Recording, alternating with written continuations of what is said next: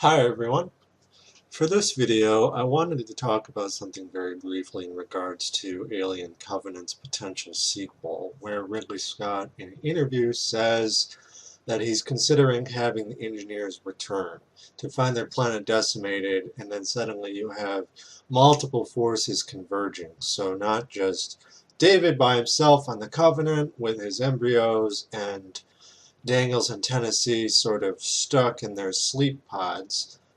I would suggest that they have further human players from the Wayland company, but I just don't see that happening because the Wayland-Yutani merger has already taken place, and David has sent a message back to Earth and the company saying that everything is fine. I believe that he mentions that a few deaths may have been involved, but that the colonization mission is otherwise proceeding as it's supposed to. I wanted to talk about David's idea in Covenant where he insists that he is the creator of this perfect organism, and how, one, he is not the creator in the sense that he is the first mover, that he sort of invented this technology, or that he is directly responsible for the xenomorph that we see in virtually the rest of the Alien franchise. Two, that his so-called perfect creation isn't as perfect as he thinks it is in regards to it actually being a weapon. And there were a lot of different facets of that that I wanted to examine in regards to his utilizing of stolen technology, but also simply how the creature that he has designed operates in comparison to, say, the neomorphs in Covenant.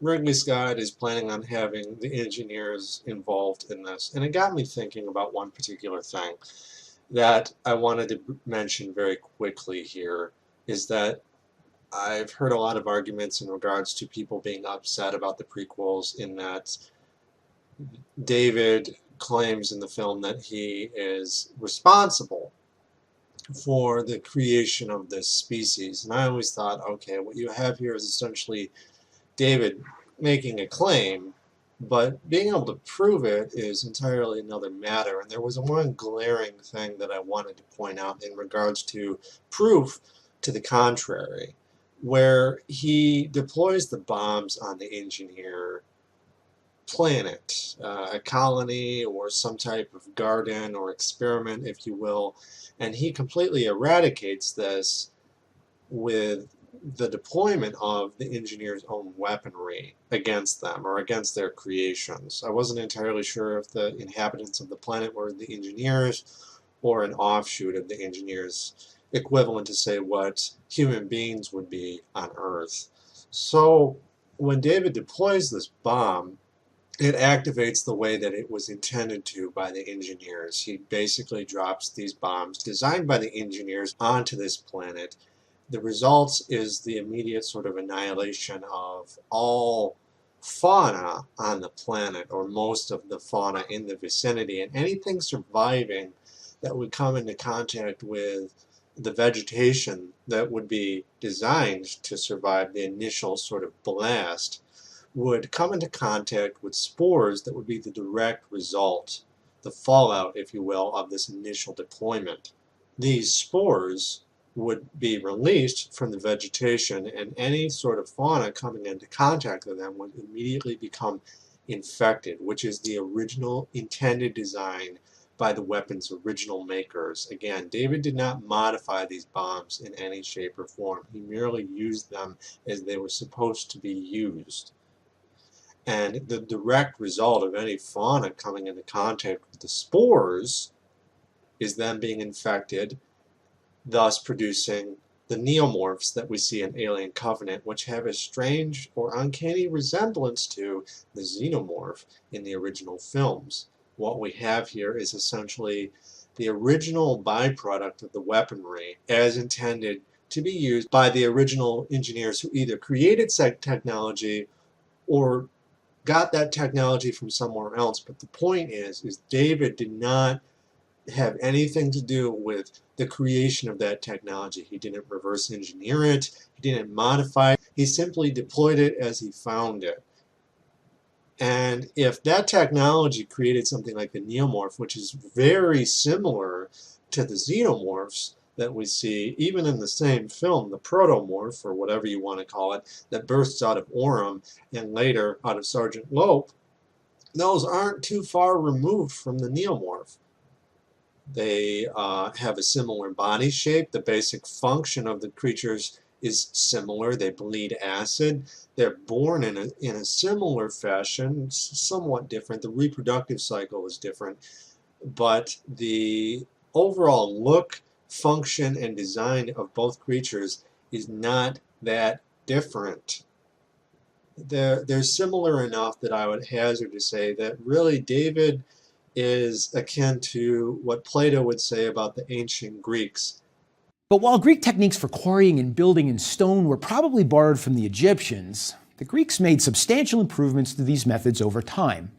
The great philosopher Plato acknowledged this point when, in the 4th century BC, he wrote that the Greeks had invented nothing. Rather, they had borrowed all of their technologies from other peoples, but then had improved on everything. He, like the ancient Greeks, invented nothing but improved on everything. And if you want to say that David created this new version of the creature, then you're free to make that argument. I'm still not entirely convinced, given the biomechanical nature of the last engineer in Prometheus, that David's introduction of these biomechanical elements with the protomorph or something akin to biomechanical elements is new, because the engineers clearly have that type of design feature in their own technology. So when David is sort of introducing it in his own unique way in Covenant, and you have something that's sort of a step in the direction towards the xenomorphs that we see in the later films, that doesn't mean, as far as I'm concerned, that he just invented that feature himself. But regardless, the xenomorph or the protomorph, or the type of creature that he creates through Orem and Sergeant Lope, doesn't really feel that radically different from the neomorphs, which are the direct byproduct of engineer technology that David merely stole. And his experiments on Shaw using her gametes or genetic material to create the eggs is further thievery on David's part, or the stealing of essentially what amounts to engineer technology, because the genetic data that comprises the human race in Ridley Scott's universe is the same DNA that makes up the engineers, essentially their own genetic material. And we're the byproduct of an engineer experiment, a seeded planet. So even David's toying around with that genetic material is merely him toying around with things that were seeded or created by the engineers. So the only thing that David really did is, again, the idea that he arguably, through one line of reasoning, improved upon the older original design of the neomorph. But does David actually improve on the design of what already existed? What does David contribute? David contributes to the original design through the introduction of elements that sort of create something cosmetically different through the protomorph. But even that isn't the same thing as what we see in Alien in regards to the biomechanical version of the creature presented in Alien. And you also have to keep in mind that every version of the creature in every sequel of this franchise has looked different, and no explanation is ever provided as to why this is. It's a very organic franchise. It's very plastic, and it's constantly changing, and very seldom, if ever, are explanations provided as to why. So when we have him saying, well, I created this, me and me alone, no, he stood on the shoulders of giants and he made modifications to what previously existed.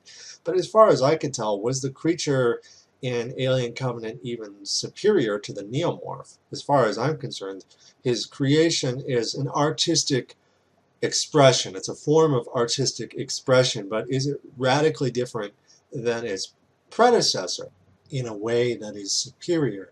No. as far as I'm concerned, the neomorphs and the way that they reproduce is actually more effective than the way that the xenomorphs have to reproduce.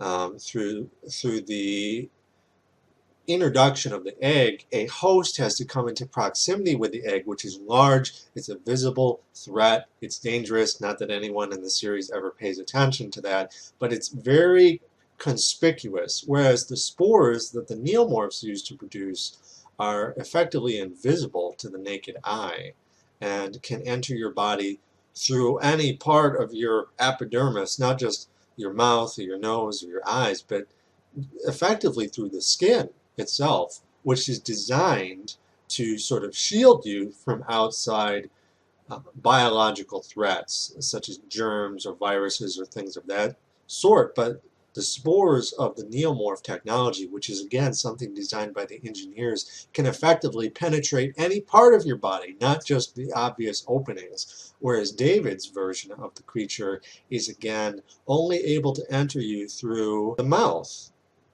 Though I hazard to posit that it can also enter the body through the south opening, though we have yet to see that in an alien film, but I don't see why it's not possible. There are effectively two openings that the facehugger could deposit an egg through: the anus or the mouth. Anything else would effectively kill the human host. If you were to enter, say, through the eye socket to deposit an egg inside the brain, I can't imagine this happening without killing the host, and the host would need to be able to survive long enough for the chest burster to gestate inside and then be born. And it almost makes sense that you would want to, if you wanted to, from a certain point of view, ensure the host surviving from beginning to end, depositing it in the rectum almost makes more sense because you have no chance of suffocation. At the same time, it would not incapacitate the host either. In Alien, Dallas points out that it incapacitates its host, it puts him in a coma. Effectively, it keeps the person in a coma long enough for the facehugger to gestate, which is why I think it doesn't do the other opening. Furthermore, if you tried to remove the facehugger from the nether opening, you would probably be able to do that and not kill the victim. Whereas if you have a facehugger which bleeds acid and you try and cut it off of someone's face, there's a very good chance that they won't survive the operation, as in Aliens. They killed him in taking it off, which is probably another reason why they is designed to sort of attack the face, attack the throat, that particular opening, almost as though it were designed to, say, attack creatures with heads and mouths, which is a very specific type of design, which I think is a limiting factor. It can only be used against creatures with human or anthropomorphic type designs, with human heads or something equivalent to breathing through one's mouth. Some creatures actually have the ability to breathe through their nose and drink through their throat at the same time. You know, they can occupy their throat and still breathe. So depending on what type of primate even that you're engaging with here, the facehugger might not even be able to fully incapacitate them. So you have to wonder, how does the facehugger incapacitate its victims? Does it inject them with some type of venom like a wasp? It's never explained, and it's never sort of suggested that they have some type of stinger that would do this. It's suggested that the way that it incapacitates them is through some process of controlled asphyxiation. Also, depending on the sex of the victim, you could posit that apart from the mouth and the rectum, the facehugger could, if the victim were female, enter through the birth canal. But again, this would not incapacitate the victim as far as I know, but it does lead one to wonder if in certain situations you may have a ritual sacrifice who would volunteer that opening to a facehugger in order to be effectively impregnated. It doesn't seem physically impossible, though again, unless the victim were, say, part of a ritual sacrifice where she was under the influence of some type of mind-altering substance that would render her docile or otherwise willing to subject herself to this type of horrific procedure. It does seem horrifically possible, but given the nature, the self-destructive quality of this parasitic union between parasite and host, the only way to get anyone to partake on the receiving end is to be subjugated through the process of controlled asphyxiation. No one would willingly submit, or no one in their right mind would willingly submit to being a host for a facehugger. And yet, if you could have an instance of it entering the body anally or vaginally, it would sort of play in, albeit rather ham-fistedly, through the motif of rape or forced sexual violation, which is kind of what it's all about. And yet, in this case, the only way that we see the creature and the franchise thus far impregnating its victims is orally. But I would hazard to guess that it doesn't really matter which part of the body the creature enters, so long as the host is somehow incapacitated. But again, based on what we know about the creature's physiology, the only way that it has to incapacitate them is effectively by suffocating or smothering them, which it can only do through the oral opening. So again, this all kind of culminates to the idea that this is a very specific type of weapon to use against a very specific type of creature. I don't think it would work on, say, a jellyfish or some type of invertebrate like that doesn't have a mouth in the specific sense. If you used it on a starfish or some type of other examples of creatures that just don't have that kind of design, you know, with a head and a central nervous system stored in the head, with a mouth and a breathing apparatus equivalent to a human host. All of this, again, culminates to the idea of it being a weapon designed to be used against a specific species, whereas the engineer's weapon, deployed as it is designed to be deployed, is effective against effectively any type of fauna, because you don't have to go through a mouth, a human-esque mouth or a human-esque breathing apparatus. You can penetrate any part of the epidermis and infect the host at the molecular genetic level immediately. There's no need to go through any of this complicated type of sexual reproductive life cycle. Instead, you just get straight to the genetic material. You bypass the epidermis, the outer defensive layer of the creature, and you automatically get to it at its most vulnerable level. And not only that, it's quick. So as far as I'm concerned, in regards to being a more effective weapon, it would almost seem to me that the engineer's design is actually superior to that of David's, and rather what we have in David is a faulty design, or a design where he is effectively expressing something artistically, artistic perfection. We're not talking about structural perfection. We're not talking about it being the perfect weapon. Rather, what we have here is something that is artistically beautiful. Okay, so it really depends how you look at it. In regards to David being the creation of this unique sort of artistic version of the creature, his own sort of artistic expression, as far as I'm concerned, yes. Then what you have is something that is fairly unique. Okay, because in regards to, you can have two people paint the Mona Lisa, but they're going to be individually different. So if you look at it as a form of artistic expression, then sure, fine. David is the original sort of creator of that. But again, he's also borrowing from so much. And technologically speaking, he is anything but the original creator. And his creation, as far as it being a weapon, is actually inferior to the versions that came before. You watch the eradication of the engineer's garden using the engineer's own technology, effectively weed killer, and what you have is something that is highly weaponized and can affect any type of animal in the environment immediately. It's infinitely more effective as far as I'm concerned. So the only thing that David is effectively the original creator of is this artistic sort of rendition of what he deems is the perfect organism. But in regards to it being a weapon, it isn't perfect. As far as its functionality, it's actually reduced in its efficacy, because you can only work on certain creatures. How on earth would you take, say, an invertebrate like a jellyfish and infect it using the facehugger? It simply wouldn't work. The facehugger is designed to be used effectively only on humans or other creatures with a breathing apparatus similar to that of a person's or an engineer's. So effectively, again, David has created a creature that is not nearly as effective as the original engineer weaponry. That's the point of this video, is to just say, hey, look, David can sort of take credit as the artist here and saying, look, this version of the creature is mine. Okay, fine, great. But at the same time, him being the first mover in regards to the alien technology that he is working with, he is anything but. And people getting upset about that and thinking, oh, well, this prequel is effectively trying to say where the alien creature came from. It's not. It's just David working on a canvas that is well used, and the paints that he is using are well used, and he has stolen all of them, effectively fire from the gods, okay?